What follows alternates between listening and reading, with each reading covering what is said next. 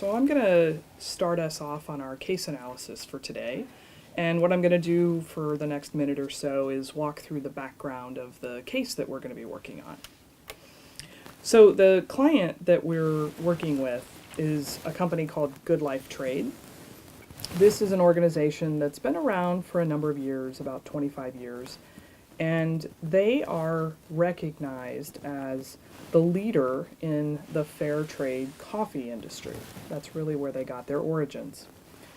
They've had great success growing from revenue of about 20 million to 35 million over the last 5 years. And their net income for the most recent year was around $755,000. But their success has come to a halt. For about the past 2 years, excluding any price increases, their revenue has grown at less than the rate of inflation. And this is in contrast to double-digit growth that they've had for about the last 15 years. There has been obviously a recession that they've had to deal with in the past several years, and along with that, there's a great deal more competition. Consumers today have a lot more choice in fair trade, and actually there's about 300 coffee companies that consider themselves to be fair trade coffee. So this has been a challenge for the executive team.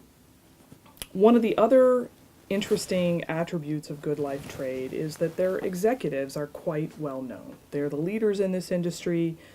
They lead definition of fair trade practices, policy. They also host conferences and are often asked to come in as keynote speakers.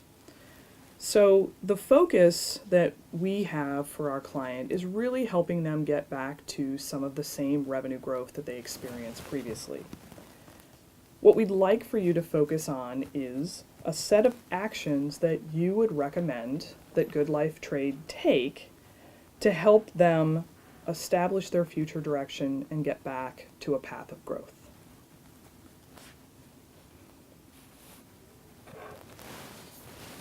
Great, thank you. So this sounds like a very interesting problem, but before I get started and create a framework, I just had a couple of questions that I wanted to ask. So I've seen a lot of food labels, in the supermarket, and I'm not quite sure about whether I understand the differences or the nuances between them. So can you explain what fair trade means and how it might be different from organic or local? Sure, that's a great question, and it is very confusing.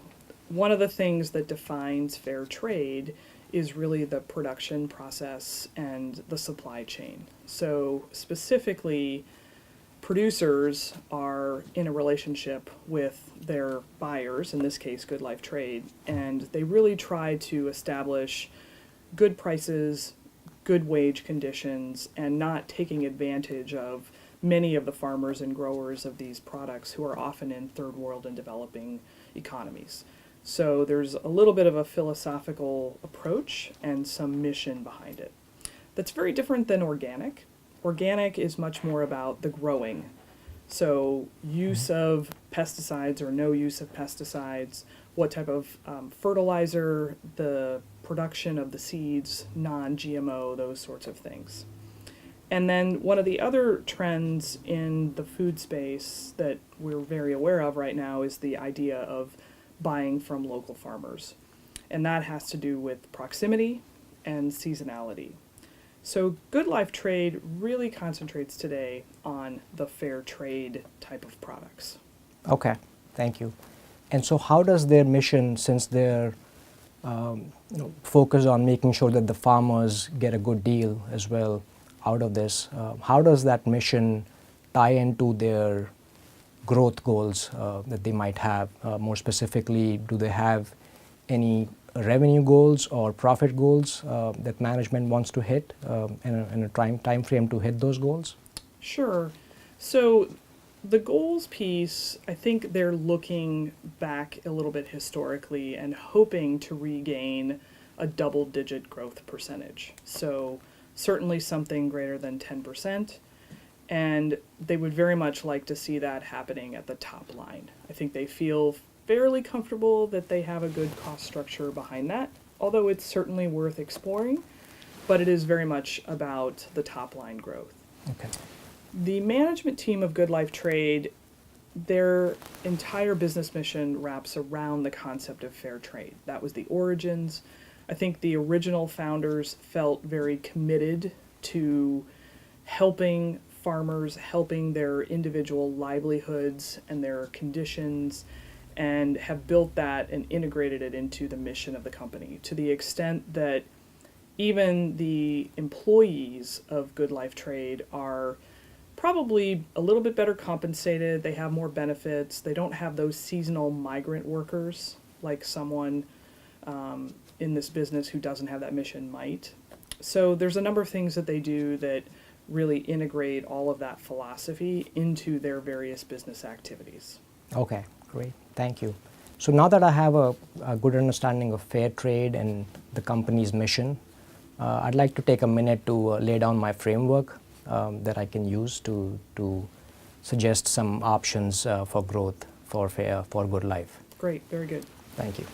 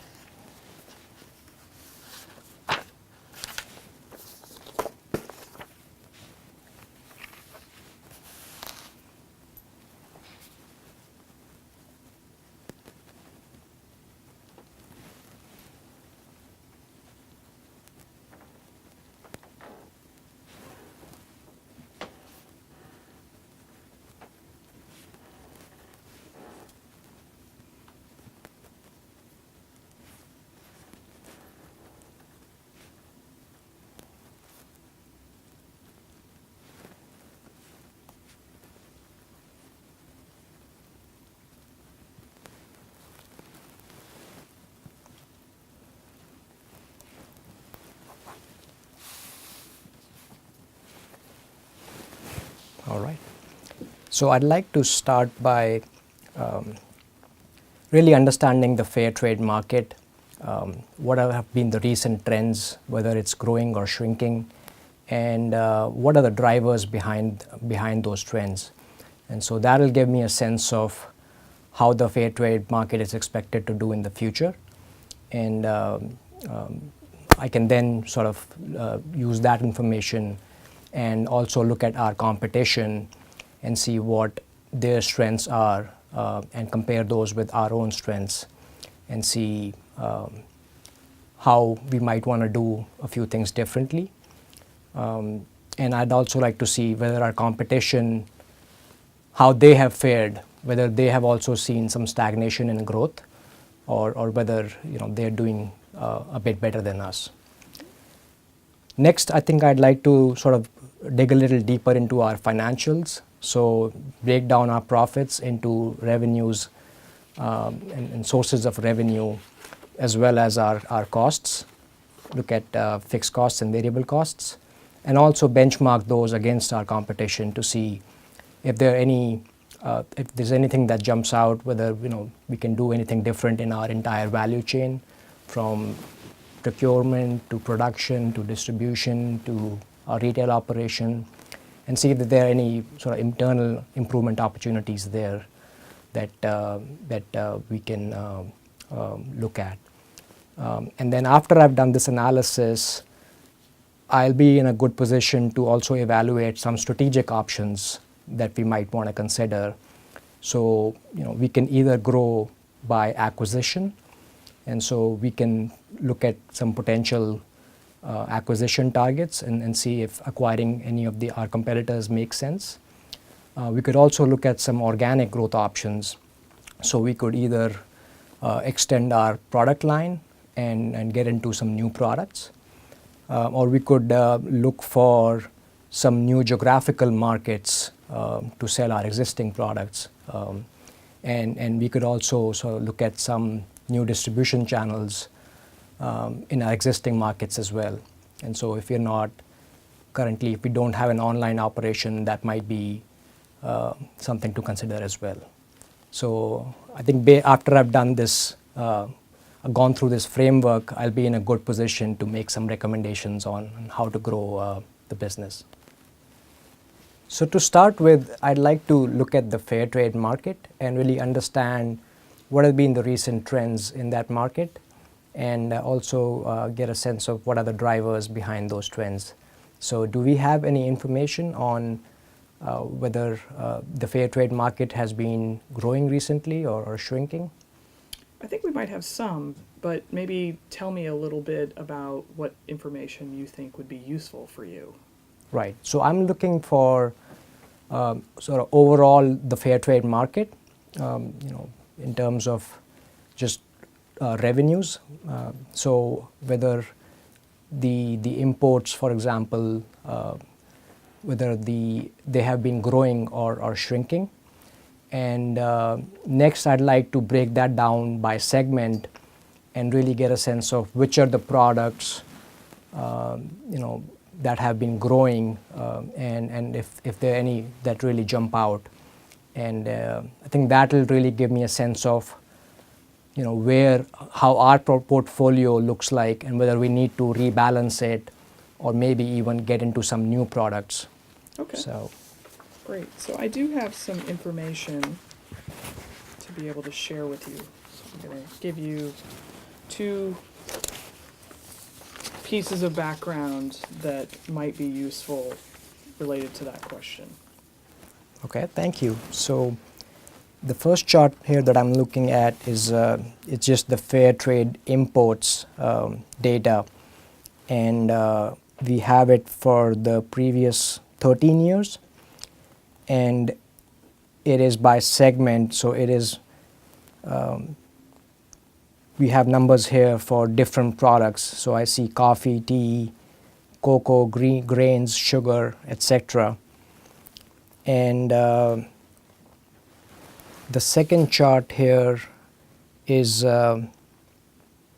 growth rates and byproduct share. Okay, and that's also for the last 13 years. And so that's also useful because it gives me a sense of how each of those are growing. So I think the first thing that really jumps out from the first chart is that coffee has been around.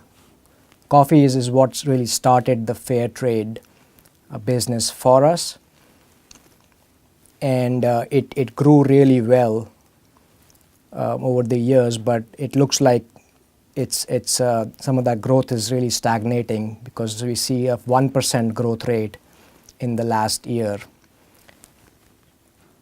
And looking at the other products, so it looks like we've been adding products every year. There are new products that are coming into the fair trade market, and that's a good sign, because it means that we could potentially add more products to the fair trade market, and that will generate some incremental growth opportunities. But just looking at what we have currently, it looks like sugar, vanilla spices, and tea are really growing well. Although they, in terms of the numbers, they're still fairly small as compared to our coffee numbers. But it definitely looks like there are some growth opportunities there. And the coffee business, even though it's stagnating, it could be like a cash cow for us. So we could use some of that cash and really fund the growth in these rising stars, the tea, the cocoa, the sugar, and even maybe a few other products that are currently not in our portfolio. And so I'd like to evaluate those opportunities. I'd also, looking at the second chart here,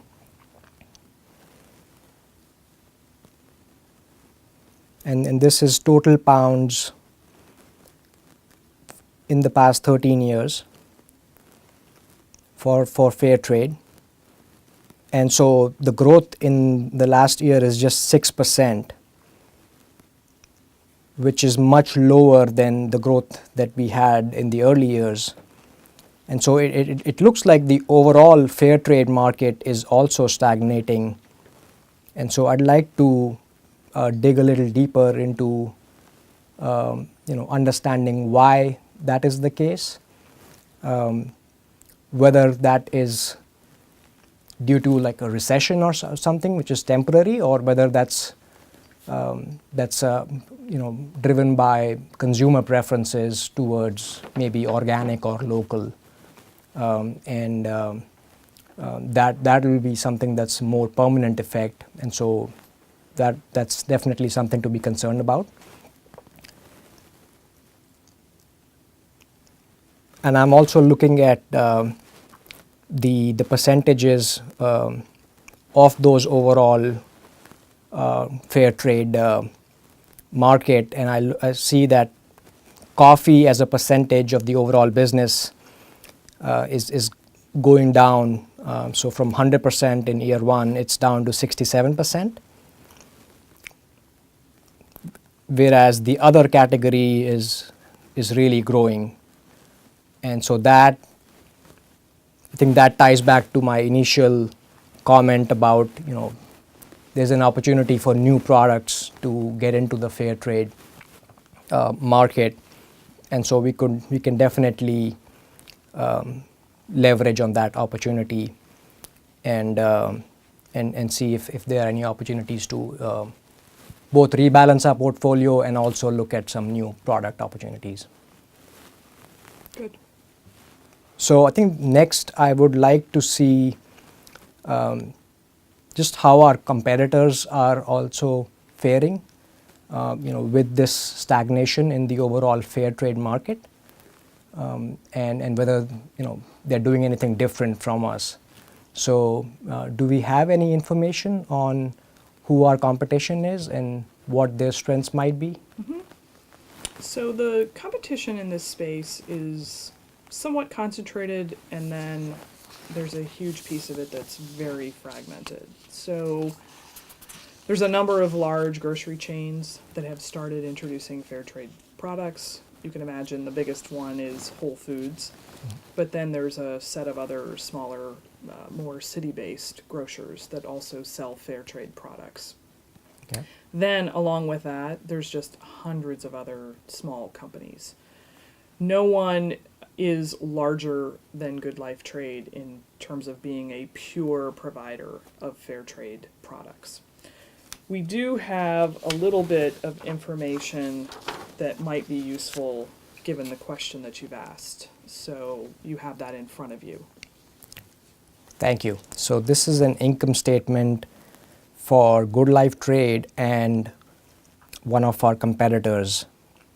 And so the first thing that jumps out at me is just how big we are as compared to our competition. So we have 36 million in net sales as compared to about 4 million for our competition. So we're like 9 times as big as our competitor here in terms of net sales. And we also have some line items here, percentages here for each of our expenses, and just benchmarking those against our competition.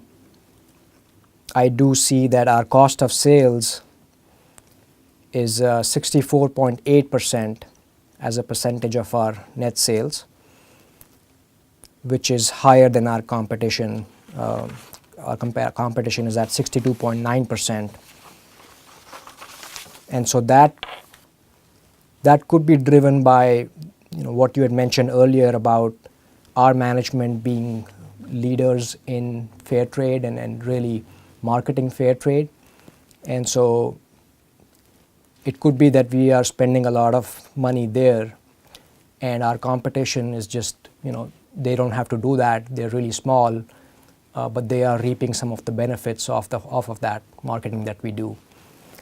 So we might want to look at that and see if there's any opportunities to reduce some cost there.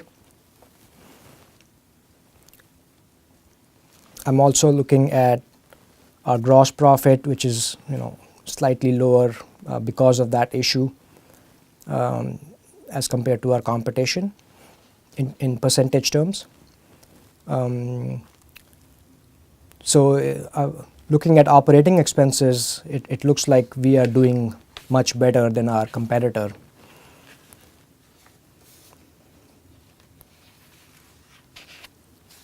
And even on the income side, operating income side, we are doing better. But on the net income side, we have a 2%. We're making 2% of sales, where our competition is making 3.6%. Okay, Karan, so now that you've had a chance to look at some of the data, the financial information about Good Life Trade and their competitor, why don't you take some of that information and do a little bit of a projection? What could be their profit potential if they were to get to some of the benchmark levels that you were talking about? Okay.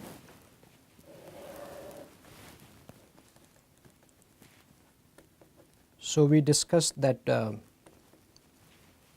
we could potentially get back to a 10% growth rate in revenues. And so their current revenues are about 36 million. Is it okay if I round off the numbers for simplicity? Yes. Okay. That's fine. So the current revenues are at 36 million, and a 10% increase on that would be 4 million. So their new revenues would be 40 million. And we also discussed that there is an opportunity to decrease their cost of sales and bring it to their competitors' levels. So they're at 64% currently. The competitor is at 62%. I see that they might actually have to do a little more marketing and keep that marketing spend higher than their competitor. So I think there's a potential to decrease it, but not completely to their competitor's level. And so if they can bring it from 64% to 63%, that is about 26 million in cost of sales. And so that would mean a gross profit of about 14 million. And if we keep their operating expenses at the same level, which is about 35%, that would mean that their OPEX comes out to about 5 million. And so that gives us a new net income of about 9 million. So that's a significant improvement in net income if they are able to increase their revenue to 10% and also decrease their cost of sales. So could you, given that, maybe create a list, a brainstorm list of some potential ways that you think that someone like Good Life Trade could bring down that cost of sales? Absolutely.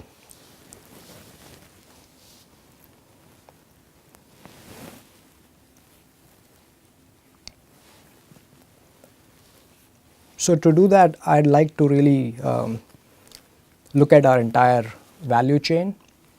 And so I'm looking at how we procure our products, whether there's any production involved, distribution, our retail, operation, and finally our marketing. And so I'd like to really dig a little deeper into those categories and see whether there's any room to save cost there. Since our overall mission is to really make sure that the farmers are getting a good price, I don't think saving. We want to really focus on the procurement side. We probably want to look at the other areas and see if there are any room for efficiencies in production, distribution, and our retail operations. And on the marketing side, as I mentioned earlier, there might be room to either do it a little differently or do a little less of it. And so I'd like to evaluate those opportunities as well. So back to your first point about the area of procurement, what could they do and why wouldn't you think that that would be the right approach?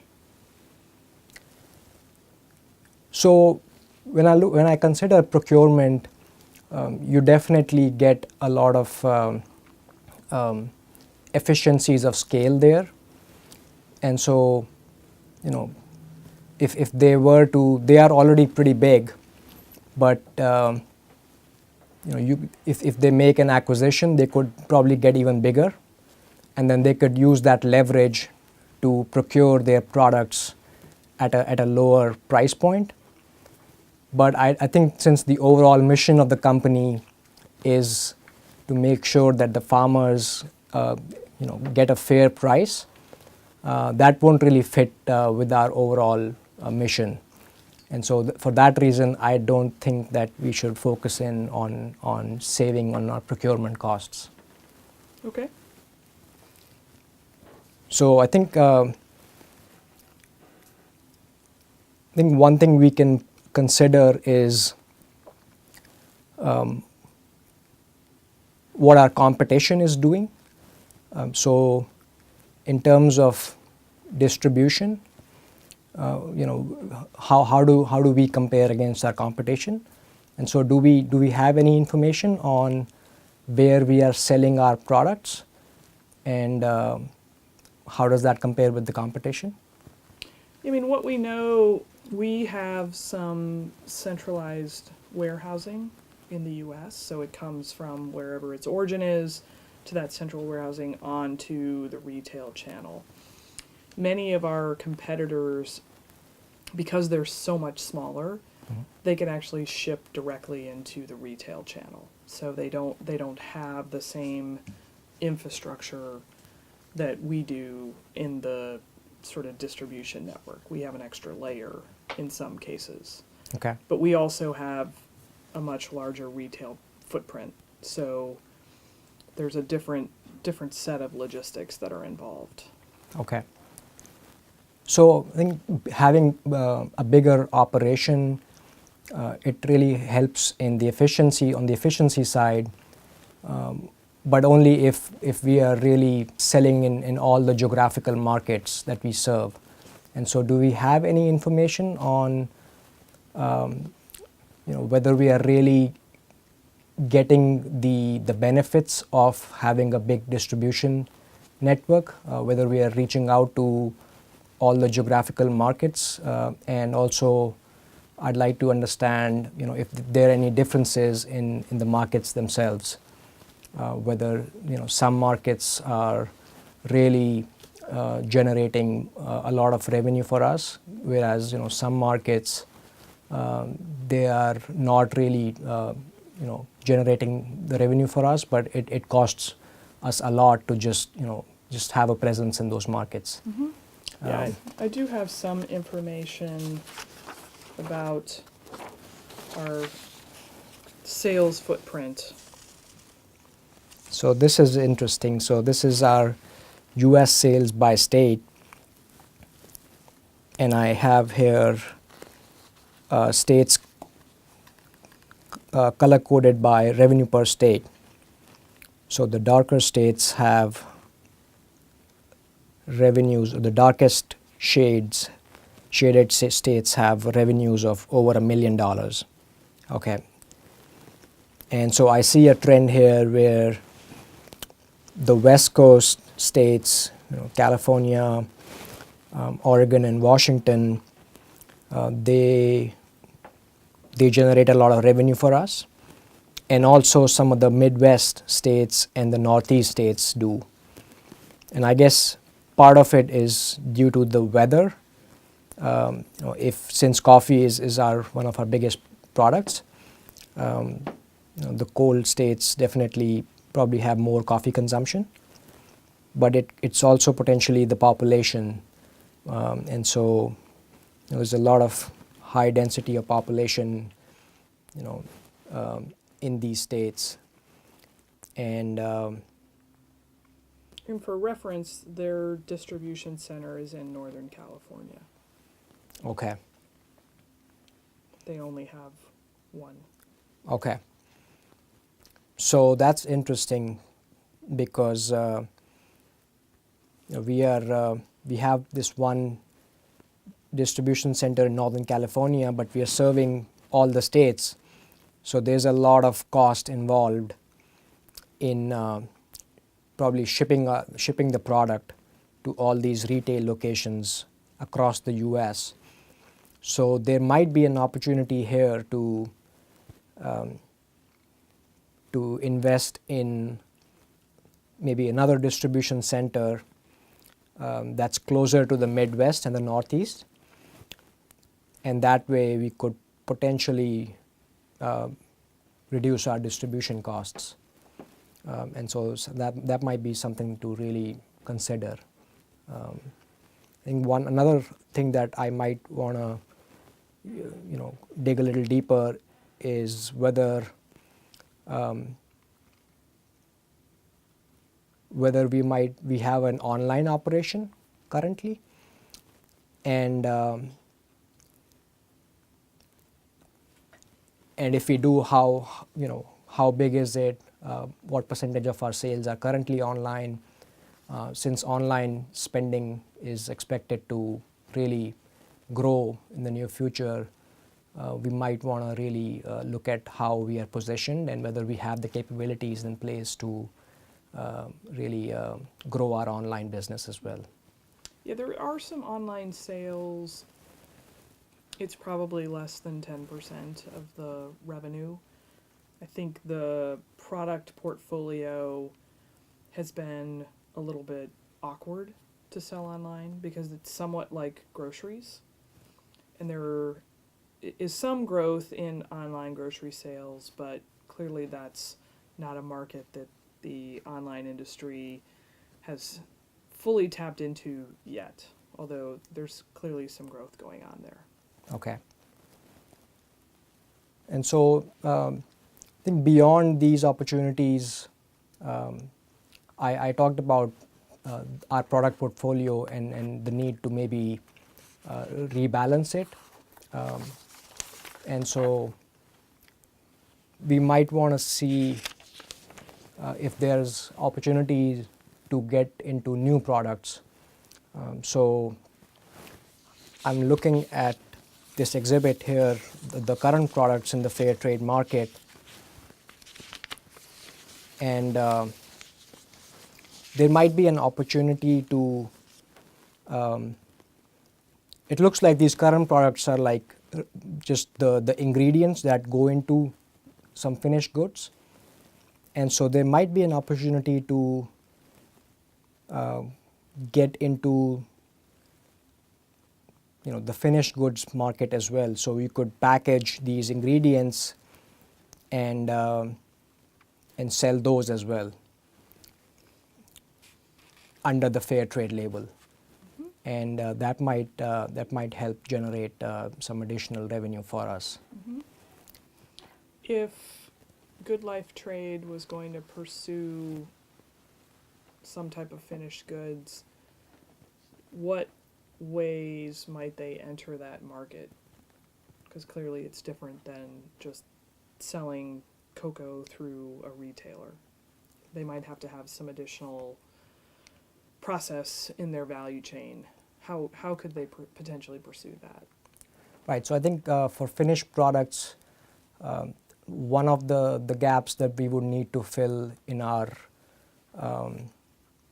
current operation is just the packaging operation, and I think we could either partner with an existing company, and that way we don't have to invest in building our own capacity, and we could partner with somebody and they can take care of that operation. But we will definitely have to figure out what our unique sort of recipes might be, and so we would have to invest in doing a lot of consumer research and see which of these finished products might be best suited to our current customers, and what are they really demanding. And so once we have a product, we would definitely need to market it as well, and under the fair trade label. And so there's definitely a lot of cost involved there, but that is one of these options where it could potentially be a big high growth option for us. And so it would be good to really analyze both the projected revenues and the costs involved and see if the margins really make sense for this investment. So now that I've gone through my initial framework, based on our discussion, I think I'm in a good position to evaluate the strategic options that we might want to consider, and just look at the pros and cons for each of those. And so the options, the strategic growth options that I would like to consider, I'm essentially looking at three options here. The first option would be to grow by acquisition. The second option would be to grow by offering new products.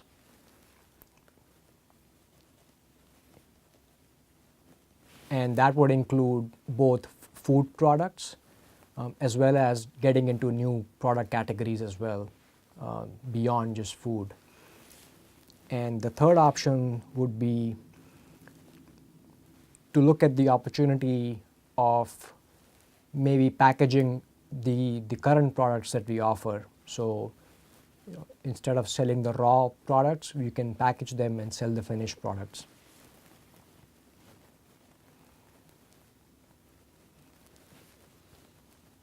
And so what I'd like to do is evaluate these three options across some criteria. And so I'm looking at whether we have the cash, how much cash it would take to pursue each of these,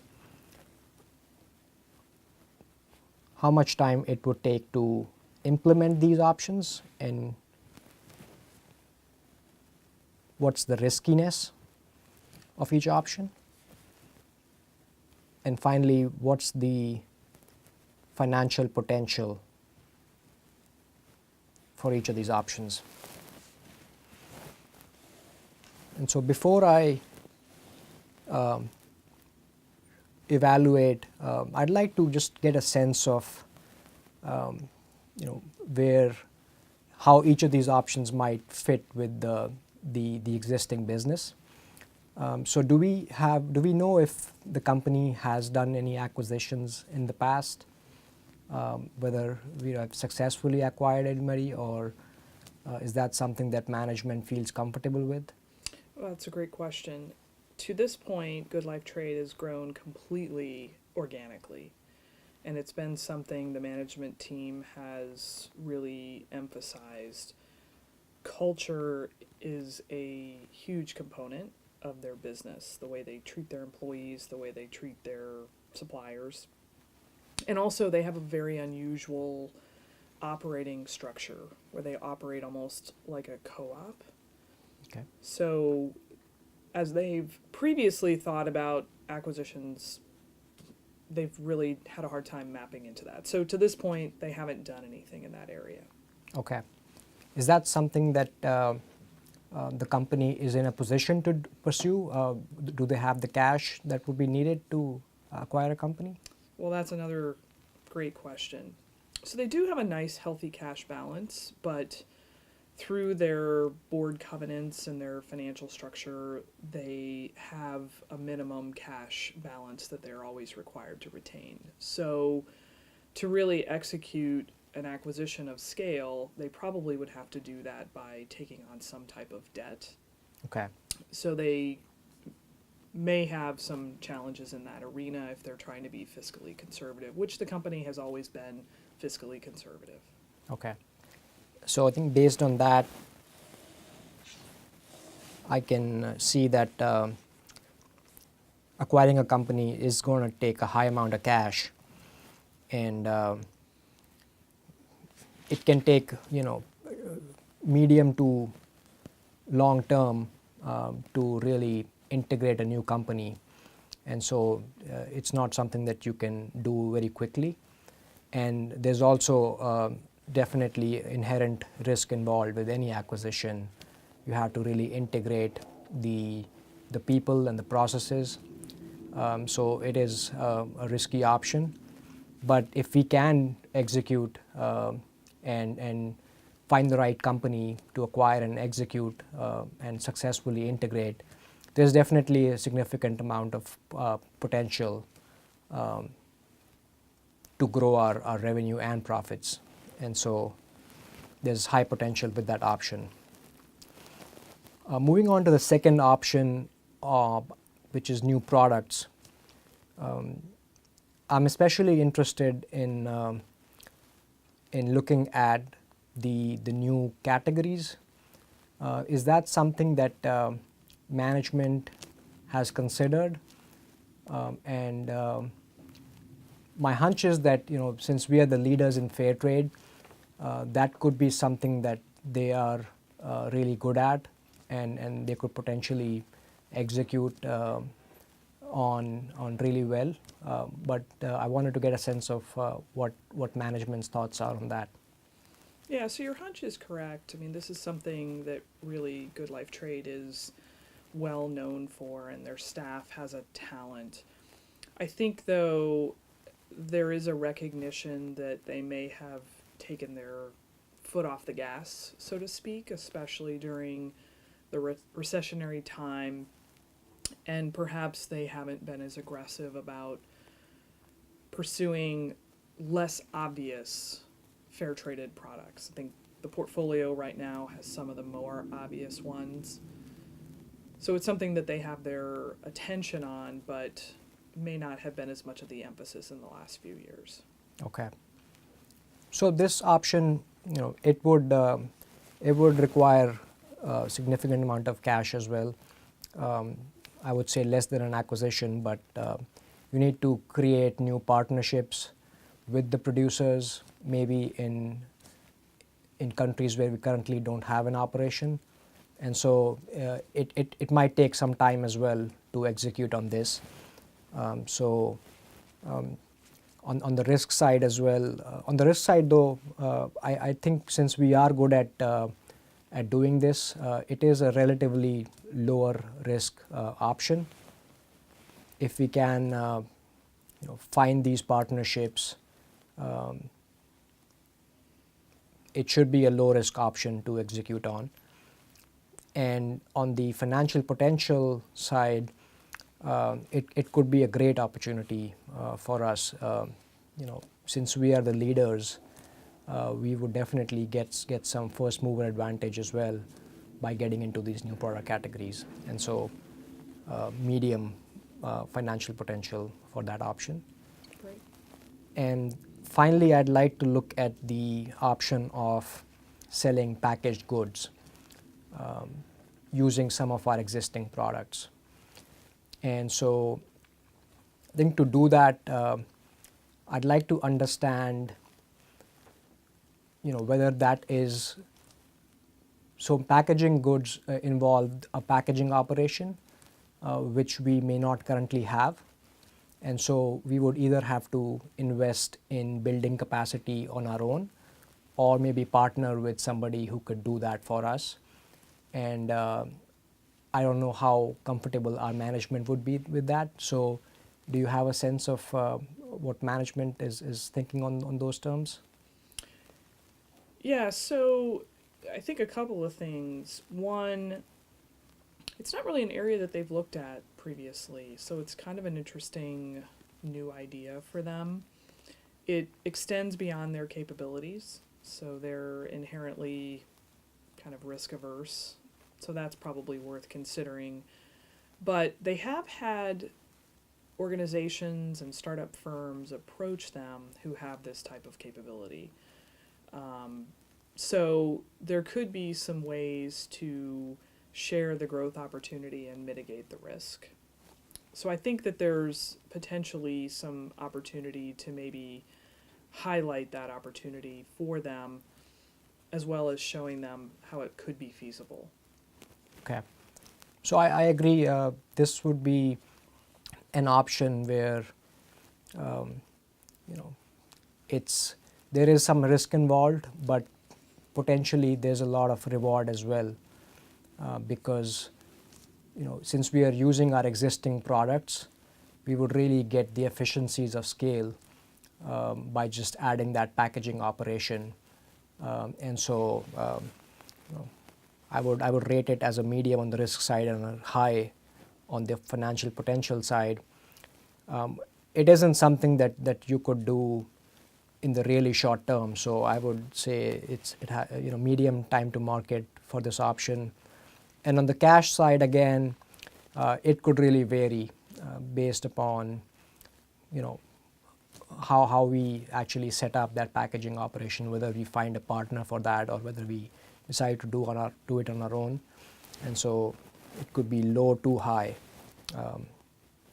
on that criteria. And so I think based on this analysis, I can see that acquisitions, even though it could be a high potential option, because of the riskiness involved, it could be distracting for the management as well. And so I would really prefer the other two options. The option of getting into new product categories. That's something that the company is good at, and so we could really build on that capability and get into new product categories, as well as also look at extending the food products that we sell.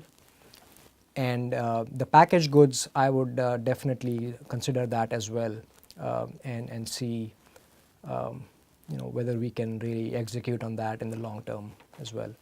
So this analysis has been very helpful in evaluating these options, and I think I'm in a good position now to take a few moments to come up with a solid recommendation. So our overall question today was to evaluate and recommend options to management to get back to that double-digit revenue growth that they're looking for. And the financial analysis that I did indicates that we need to get back to about 10% growth in revenues.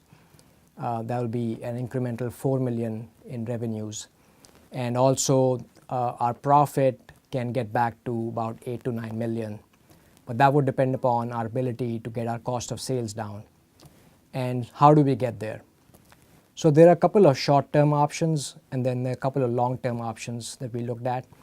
So in the short term, I think one of the options that is really attractive is to get into this new food and new product categories.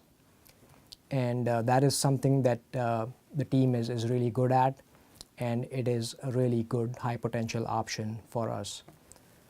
Another thing that we could do in the short term is also just get down our cost of sales, bring it down by really expanding our warehouse capacity, maybe opening a new warehouse in the center of the country. That would lead to low distribution costs, and also expanding our online operation. and that would really capture some of the online growth that's projected.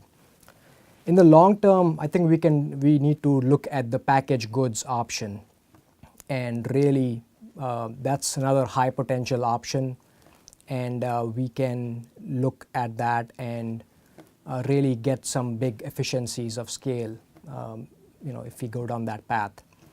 And another long-term option that we could potentially consider is mergers and acquisitions. And so if there are suitable targets that the company can acquire, that can also help us grow our top line and our profits.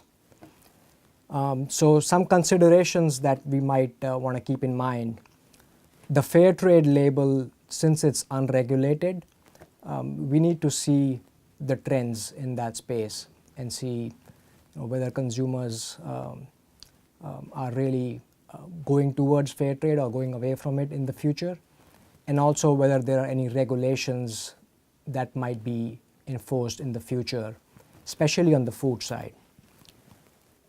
In terms of next steps, I think we can look at starting with some consumer research around which would be the new food products or the other category products that might be the best ones for us to venture into, and also establishing which partners we would want to partner with to source those. And also we should really evaluate some of these options in a lot more detail to figure out how the profitability impact would be. But overall, I think if we look at all these options and look at the ones that are most attractive, there definitely are, there is a path for management to really get back to that 10% or double-digit revenue growth in the future.